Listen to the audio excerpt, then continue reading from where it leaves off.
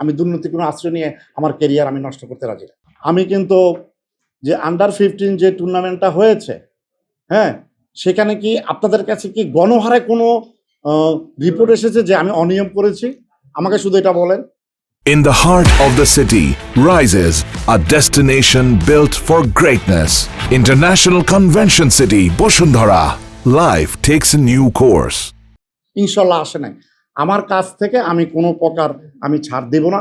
তখন যেটা বলেছি, এখনো আজকের মিটিংয়ে আমার শহীদ ভাই বলেছেন যে আমাদের টিম খেলতে যাবে, আমরা যেন কোনো বদনাম কাঁধে নিতে না পারি যে আমরা সিনিয়র প্লেয়ার পাঠিয়ে দিয়েছি। প্রয়োজনে আপনারা আমাদের প্রত্যেকটা প্লেয়ারের আমরা সিটি কর্পোরেশনের বয়স, প্রয়োজনে আমরা এমনও সিদ্ধান্ত নিয়েছি আমরা যেন বোন টেস্ট করাবো।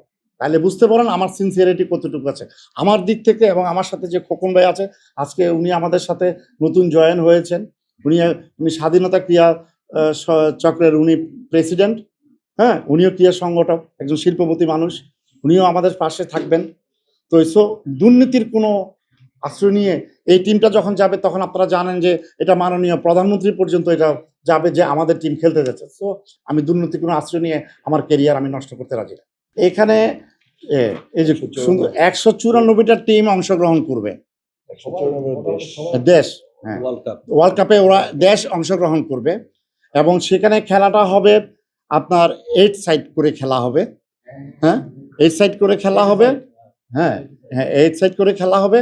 এবং প্রথমে সকালে আমরা এক টিমের সাথে খেলবো 20 মিনিট 40 মিনিট, আবার বিকালে খেলবো 20 মিনিট 40 মিনিট।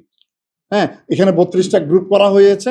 ওই 32টা গ্রুপের থেকে আল্লাহর রহমতে আমরা বাংলাদেশ যদি ভালো করতে পারি, তারপরের দিন আমাদের রেস্ট থাকবে, তারপরে আবার খেলবে ইনশাল্লাহ।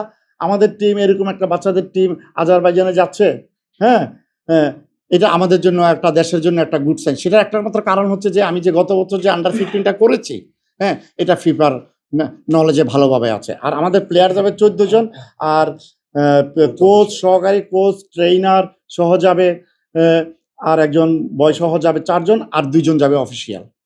এবং এটা ফিফার অর্থায়নে যাবে।